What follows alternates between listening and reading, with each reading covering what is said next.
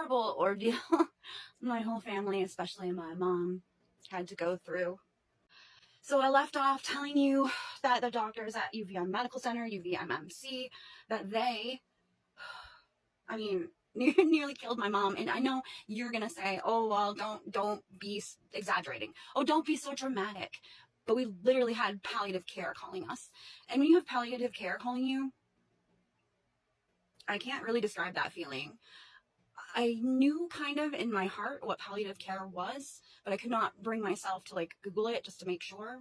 But it's like end of life stuff. That's what they did to my mom. I mean, they didn't listen to us at all. Let's just say, I feel like they poisoned her a bunch of times. We begged them, please, the doctors, the different teams of doctors. I literally talked to doctors every single week, new ones, to say, don't give her opiates, don't give her morphine, and anytime you're going to give her anything, talk to us about it, please. And if you don't, at least just give her a tiny bit of it and see how she handles it. I think that doctors really suffer from something that's called action bias. Like, they'll give you something and then they don't wait. Like, they'll wait a day and be like, that's not enough of it. Double the dosage. And stuff like that can kill people like my mom. So she, last time I left off, I'm so sorry, I'm rambly. I'm very, very, very tired. Do you see the dark circles? Are they there? Oh, where was I? Oh, yeah. Okay. So the doctors, they wanted to take the shunt out after they had put it in, after the revision, after the infection, after they gave her medication that made it so she couldn't swallow, which they didn't figure out was related to the medication that they gave her. They thought, oh, she's just, for whatever reason, declining in health, and we're going to have to give her a feeding tube and like liquid diet. And we want to take the shunt out of her head. So I'm doing all this research and finding out that, people that have infections die in the hospitals for two reasons. One is because of like poor nutrition, and the other one is the care that they get afterwards.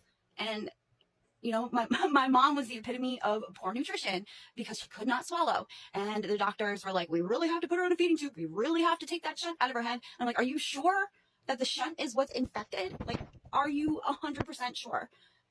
Because we don't want her to have to go through brain surgery again, especially don't want her to go through brain surgery when she's in such bad shape. And after prolonging it for 2 weeks, we gave in. We said, okay. Had numerous meetings with the doctors, and she was on feeding tube, and they took it out. And after the surgery, we get a phone call, lets us know, hey, we had to do a transfusion for your mom. And I'm like, I don't like that, because most blood transfusions are from vaxxed people, and my mother's not vaxxed for obvious reasons, for sensitivities. So they give her a blood transfusion. We get a phone call. I don't know if it was probably the next day, and it might have been 2 days. And they're like, oh, your mom has COVID. I'm like, are you serious? So she just had brain surgery, and now she's got COVID? How did she get COVID? Maybe it was the transfusion that they gave her that they didn't ask us about, that they didn't tell us about until after it was done. Again, I'm talking about this action bias stuff. Okay, maybe they needed to do it to save her life, but she got COVID. My mom was already in like a really bad state. And I think at this point, this is when palliative care called us, and they were like, what do you want us to do?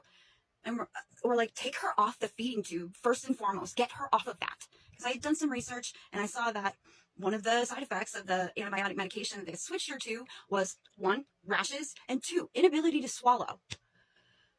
So we keep looking at her levels and everything. Palliative care is calling and saying, what do you want us to do? Because we don't know what to do. And we're like, do nothing.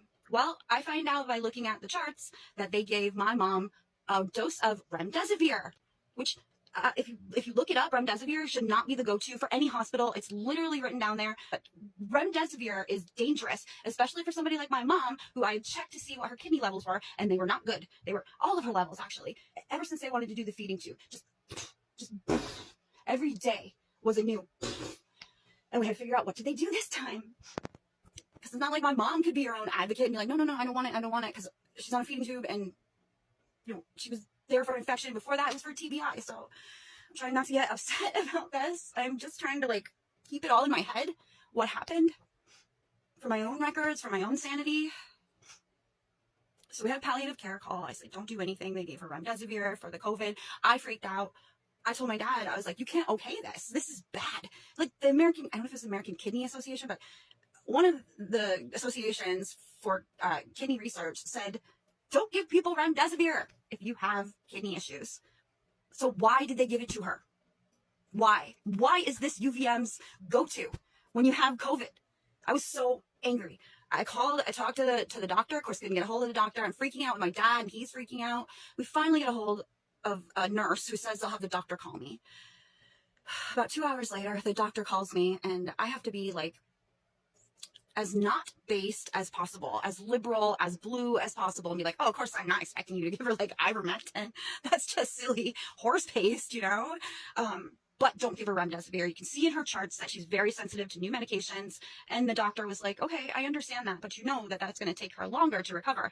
And I'm just like, I'm not willing to take the risk that this could potentially hurt her further. So the doctor understood, thank God. And he said, all right, we won't give her any more. I was like, do not give her anything for the COVID except for like over the counter, just like cold medicine. Just don't do that. And I think maybe I'm not like tooting my own horn or anything, but maybe that kept her from them killing her again, or I'm sorry, not killing her again, but almost killing her again. Maybe I'm being over dramatic again. I just have been through so much and have seen so much.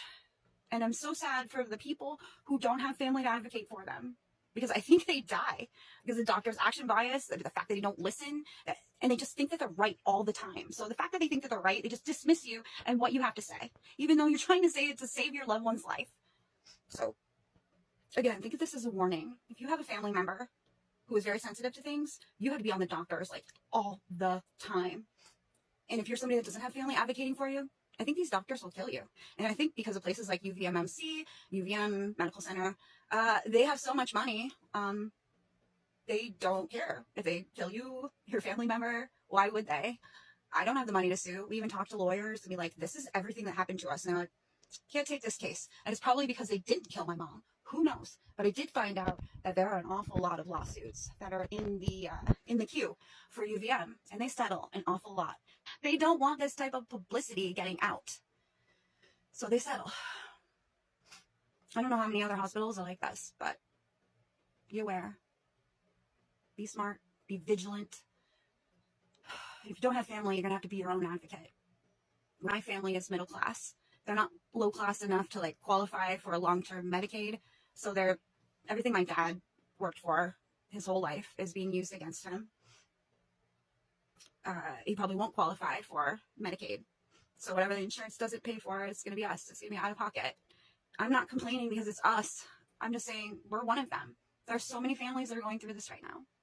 COVID was like the last straw for me mentally.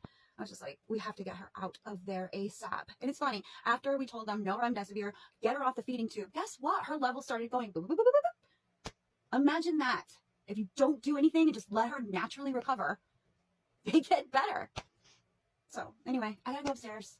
I'll see you next time. God bless you and your family. And if I don't talk to you before this or leave a video, it's gonna be busy here for a while. So and thank you for watching. I hope that you take what I say and put it towards use later on in your